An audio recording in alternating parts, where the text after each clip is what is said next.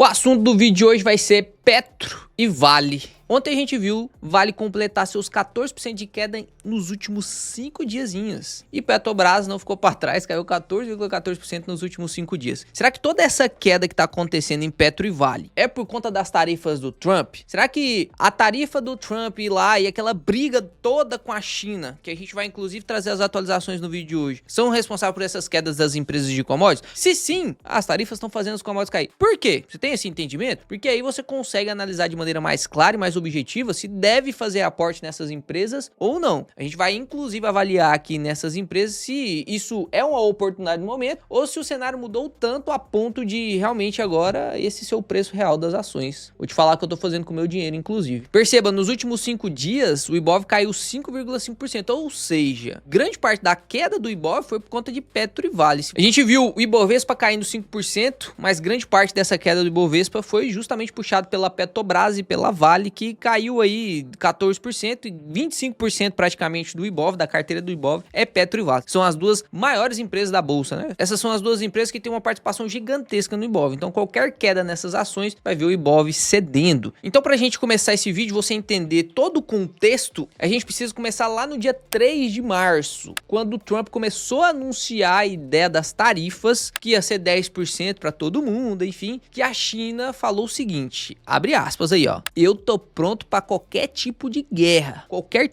Foi engraçado que ele falou assim, ó, não estou pronto para guerra comercial, eu estou pronto para qualquer tipo de guerra. Aí dá uma tremida nas pernas, né? E realmente, com tudo isso que tá acontecendo, digita aí no Google índice VIX. Esse índice mede o medo do mercado e você consegue ver que ontem subiu 23%. Nos últimos 5 dias, o medo do mercado dobrou, mais do que dobrou. Ou seja, todo mundo tá em pânico.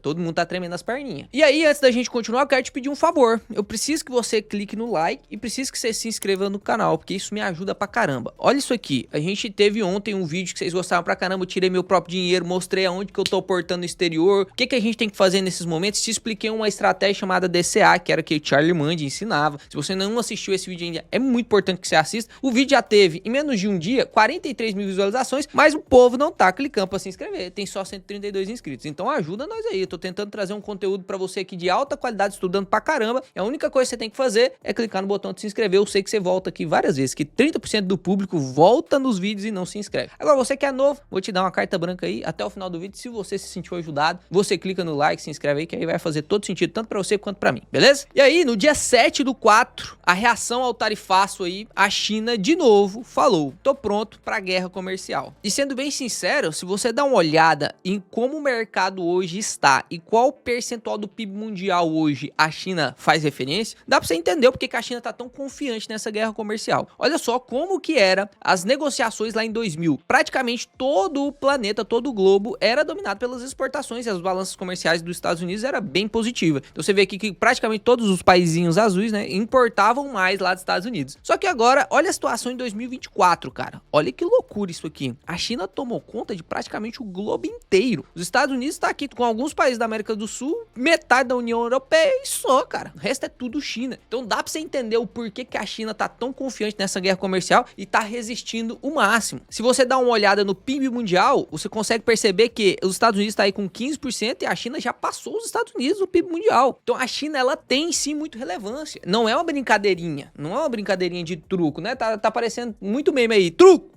Aí o outro, 6, e aí os Estados Unidos, 9, que foi isso que aconteceu ontem, né? O Trump falou assim, ó, vou te dar, a China, vou te dar até 3 horas da tarde pra você retirar essa retaliação que você colocou aqui de 34%. Se você não me responder até as 13 horas, eu vou arrebentar você e vou colocar mais tarifa. Então como que funcionaram essas tarifas? Os Estados Unidos já tarifavam a China 10%. Quando o Trump foi eleito, ele subiu mais 10% em alguns produtos, então ficou 20% de tarifa. Depois, com o tarifaço, ele subiu mais 34%. Então não é que ele tarifou 34%, não, já tarifava 20, agora mais 34. Então ficou 54% de tarifa em cima da China. E a China respondeu justamente com os mesmos 34 que os Estados Unidos subiu no tarifaço. Então a China respondeu, falou assim, ó, eu vou retalhar sim e eu vou cobrar mais 34%. E aí o Trump ficou assim, uai, eu recomendei que você não retalhasse. Você tá retalhando? Eu queria negociar. Como se fosse o dono do mundo, né? Eu queria negociar. Você tá retalhando? Então você vai ver. E a China respondeu, né? Prometo lutar até o fim após a nova ameaça de tarifas do Trump, que ele falou que que aumentar ainda mais as tarifas. E aconteceu ontem, no dia 8, hoje, a partir das meia-noite de hoje, trazendo aqui atualizadaço pra vocês o vídeo, a partir das meia-noite de hoje já tá valendo essa tarifa de 104% nos produtos chineses. 104%, olha que loucura, cara. O iPhone que é produzido lá a $1.000, ele vai chegar nos Estados Unidos no preço de 2.000 uns quebradinho, o dobro do preço. Então ninguém mais vai importar da China, né? Ninguém mais vai lá dos Estados Unidos, ninguém mais vai importar da China. Tanto que a própria Apple e algumas outras empresas que estão na China, elas estão retirando seus produtos em estoque de lá. Olha só, em corrida para fugir das tarifas, Apple enche os aviões com iPhone da Índia para os Estados Unidos. Olha que loucura. Estão tirando os produtos, estão voltando de novo lá para os Estados Unidos, porque eles precisam atender a demanda americana, que é uma grande demanda de iPhones lá, é uma grande demanda de produto tecnológico. E se eles ficarem do lado de fora da fronteira, vai ter muita tarifa, vai ficar caro demais, vai diminuir as vendas. Então eles estão jogando tudo para lá, todos os estoques produzidos. Inclusive, eles aceleraram a produção de estoque antes das tarifas, né, com aquele rumor das tarifas para depois mandar tudo para lá. E aí, a dúvida que algumas pessoas na comunidade estão mandando, alguns alunos estão perguntando é por que os Estados Unidos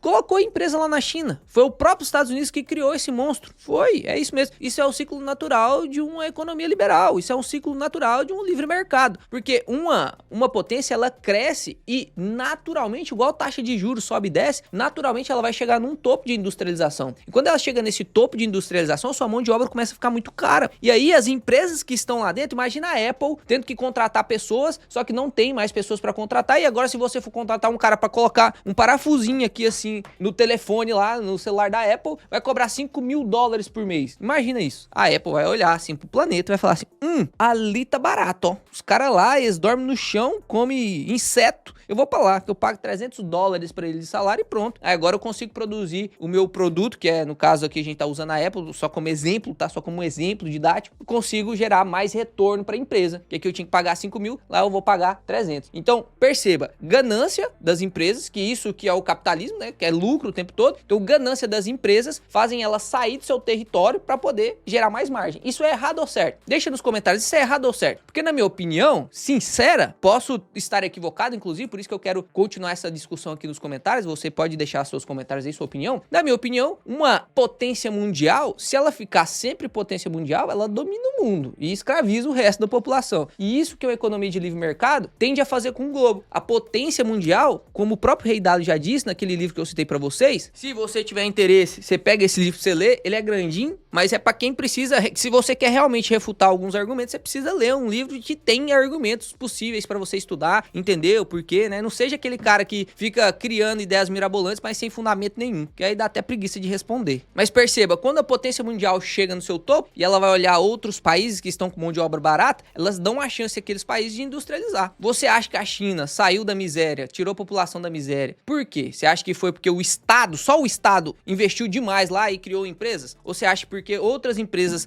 de fora da China vieram na China, estimularam lá a produção, investiram lá dentro? E aí, vamos supor, né? Tava até fazendo uma simulação ali com os alunos. Vamos supor que a China realmente domine o mercado e realmente ela seja a nova potência mundial. A gente deixa de dolarizar o nosso patrimônio e começa a yuanizar o nosso patrimônio. Imagina só isso aí acontecendo. Imagina esse cenário. Vai chegar um momento que a China vai crescer pra caramba, porque ela vai dominar o mercado, vai virar moeda de reserva. Por isso que muitas pessoas acreditam no Bitcoin. Aqui a gente vai descolando um monte de conhecimento. E aí, a China, ela não vai ser, teoricamente, se ela não usar de alguns atributos como força física, né, ditadura e tal, ela não vai manter, e se não usar força militar também para abater quem estiver crescendo, ela vai passar pelo mesmo problema que os Estados Unidos estão passando. Isso é um ciclo natural, não é que os Estados Unidos faliu, não, isso é um ciclo natural. Era óbvio que isso ia acontecer em algum momento. Do mesmo jeito que aconteceu com todas as outras sucessões imperiais, lá na Espanha, lá na Inglaterra, na potência britânica. Foi assim que aconteceu. Chega um momento que não dá mais. Chega um momento que fica mais atrativo você tirar as coisas do seu país, jogar em outro país para ficar mais barato, e às vezes você perde tanta margem que não tem mais lucro. Aí você vai continuar trabalhando sem lucro? Imagina só, se você tivesse que pagar 100% de imposto, você ia trabalhar? Você recebe 3.000, paga 3.000 de imposto, você trabalharia? E, gente, tô usando exemplos ridículos para tentar facilitar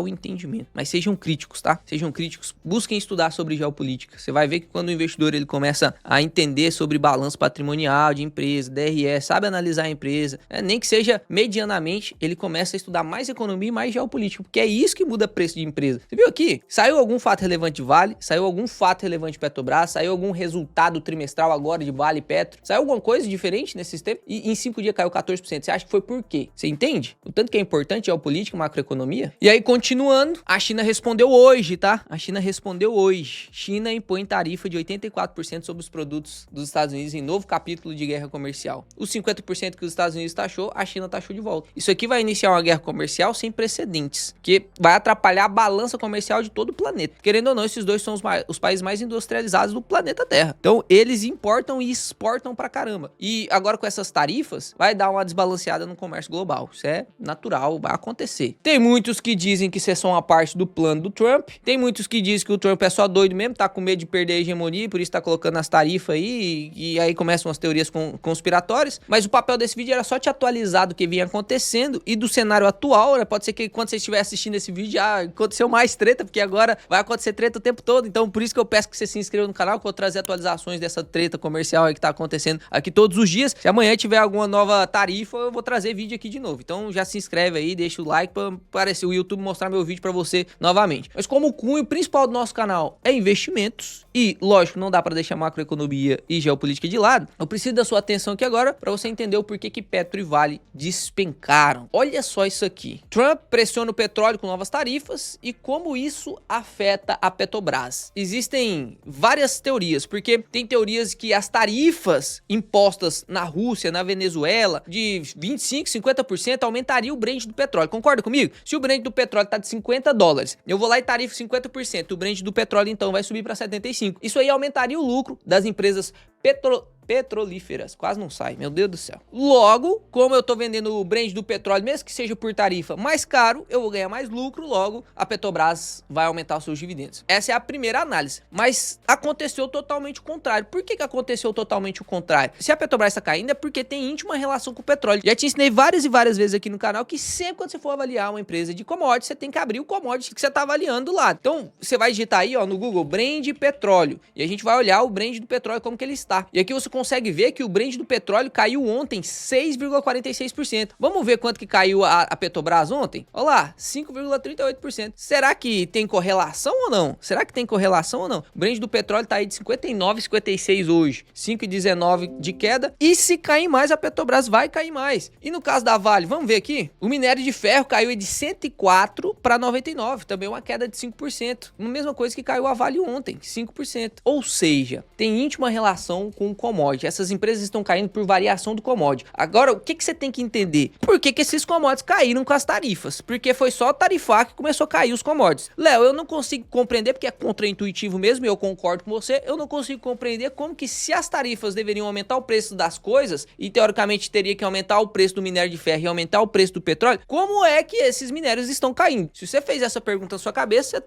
tá inteligente, você tá pegando o negócio, você tá virando um adeptor de verdade, hein? E aí, qual que é a explicação para isso aqui? Do mesmo jeito que essas tarifas pressionam um preço para cima, também pressiona a desaceleração econômica. E aí, quando a gente olha para os dois países que mais produzem no planeta, China e Estados Unidos, vê essas tarifas absurdas de 100%, 84%, todo mundo tá pensando em desaceleração econômica. Quando você produz menos por desaceleração econômica, significa que a demanda vai ser menor. Então agora é uma briga de preço entre aumento do Brent do petróleo por conta das tarifas ou diminuição do Brent do petróleo por conta da diminuição da demanda. E além disso, no caso do petróleo em específico, a OPEP, que é a Organização dos Países Exportadores de Petróleo, eles aumentaram a exportação de petróleo. O grupo dos maiores produtores de petróleo do mundo anunciou o aumento de 138 mil barris por dia a partir de abril e 135 mil barris por dia em maio, ou seja, vai aumentar pra caramba. Isso significa dizer que a demanda vai diminuir por conta dos tarifaços, a oferta vai aumentar por conta do aumento da produção na OPEP. Logo, se eu tenho menos demanda, mais oferta, o que acontece com o Brent do petróleo? Despenca. Se o Brent do petróleo despenca, o que acontece com a Petrobras? Despenca. Não é que a Petrobras está produzindo menos, não é que a Petrobras está mal das pernas, não é que a Petrobras vai pagar menos dividendo do payout, né? Porque ela vai inevitavelmente pagar menos dividendo porque ela vai lucrar menos, porque o Brent do petróleo vai estar mais baixo. Então ela vai vender o barril de petróleo, que ela vai minerar lá, ela vai extrair o petróleo, vai exportar, e ela vai ganhar quanto? $59 agora. Ou seja, reflexo dessa queda é justamente esse medo do pessoal aí dessa recessão global, principalmente americana, diminuição da demanda. E a mesma coisa aconteceu com com Vale. A demanda por minério de ferro, ela é muito grande nos países asiáticos. E aí, muita gente tava pensando que a Vale caiu porque os Estados Unidos taxou o Brasil a 10%, tem nada a ver. 1% do resultado da Vale é para exportação ali de minério de ferro para os Estados Unidos. Grande parte do resultado da Vale é para exportação dos países asiáticos. 50% do resultado da Vale é para China. Então, qual que é a preocupação da galera aqui? Que a China vai entrar em guerra com os Estados Unidos. E essa guerra comercial pode ser que vire uma guerra militar, não sabemos, né? Albert Einstein já dizia, eu não sei como será a terceira guerra mundial, mas a quarta guerra mundial vai ser com um graveto de pau, né? Porque provavelmente vai arrebentar com a humanidade inteirinha se tiver uma terceira guerra mundial. Ou seja, o pessoal tá especulando também que vai ter menos demanda pelo minério de ferro. E aí, meu amigo, é só novos capítulos dessa história pra gente tentar entender o que vai acontecer, porque agora, toda hora tem uma notícia nova. E aí você tem as decisões pra tomar. Eu invisto nesse patamar de preço ou não? A gente pode esperar um dividendo muito similar que aconteceu neste ano de 2024 com Vale, agora pro ano de 2025. Em 2024, a Vale chegou a pagar um 10% de yield, que foi aí 5,35. Não acredito nos 5,35 para esse ano, mas acredito que chega ali nos R$5, talvez nos 4,80, vai diminuir uns 60 centavos. Com o minério de ferro a mais ou menos R$100, eu já fiz essa conta com vocês aqui analisando Petrobras, com minério de ferro cotado a $100 a tonelada, provavelmente a gente vai ter um dividendo yield aí de 4,60, 4,80, mais ou menos nesse patamar. Se a gente pega hoje, o preço de Vale hoje, 4,80 anual, se você comprar hoje, recebendo 4,80 por 49,20, que é o preço da cotação hoje, vai manter o yield ali de 9,75. Então, se você aceita investir em Vale para receber 9,75, cara, um colosso da Bolsa Brasileira, do mundo inteiro, não acredito que dá para você desrespeitar o minério de ferro, né? É o minério mais utilizado no planeta inteiro. Quando tudo isso passar, a gente vai ter recuperação disso. Pode ser que caia mais? Pode ser. Será que tá na hora de comprar? Estratégia DCA, que eu expliquei no vídeo passado. Você tem que olhar aquela estratégia. Se você é um investidor e não sabe o que é estratégia DCA, você tá jogando o jogo errado, meu amigo. Se a gente jogar 4,80 de dividendo por 6%, que é o décimo basinho lá, o preço teto décimo basinho, o preço teto da Vale seria de R$80. Então tá com margem pra caramba. No caso da Petrobras, a gente tem vários analistas tentando prever o quanto essa empresa vai pagar dividendo agora, porque a gente teve duas situações. Antes dessa queda do Brent do petróleo, a Petrobras já tinha mudado sua política de dividendo, reduziu o payout para 45%. Ou seja, já ia cair bastante os dividendos por conta dessa mudança da política de pagamento. Agora a gente ainda tem esse problema aí do Brent do petróleo. Foram feitas várias contas através de vários casos de análise. Eu trouxe aqui uma das análises para vocês, tanto da BB quanto do Itaú BBA. A gente vê aqui que com estimativas do barril de petróleo em $65, o que a gente vê que já está abaixo de 65, o dividendo potencial de Petrobras chegaria na casa dos 11%. 11%. Por conta da política lá dos 45% de payout do fluxo de caixa livre. No caso da Itaú BBA, o projetado é para 12%. Se o barril de petróleo cair para $55, o que eu acho é uma projeção para o preço do petróleo muito mais coerente. Lembra que a gente ainda vai ter esse aumento da produção pela OPEP em abril e maio. Então a gente ainda não viu toda a queda do Brent do petróleo. A não ser que resolva todos esses problemas dos tarifaços aí, começa de novo a demanda subir pra caramba e aí o barril de petróleo volta a subir. Mas é normal,